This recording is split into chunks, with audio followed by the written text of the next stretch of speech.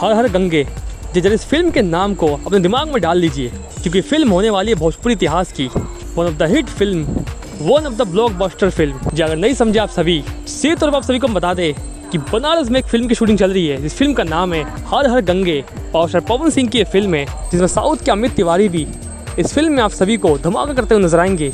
और एक बड़े लेवल पर फिल्म की शूटिंग भी हो रही है, आप सभी को पता होगा। और शूटिंग के दौरान की वीडियो है जो सोशल मीडिया पर इस समय काफ़ी लोग इसको देख भी रहे हैं और पसंद भी कर रहे हैं। वैसे किस किस को लगता है कि हर हर गंगे मूवी भोजपुरी में सबसे ज़्यादा हिट फिल्म होगी और सभी फिल्मों के रिकॉर्ड को भी तोड़ेगी? हमें कमेंट सेक्शन में दिएगा और ज़्यादातर इस वीडियो को एंजॉय करते हुए देखिए।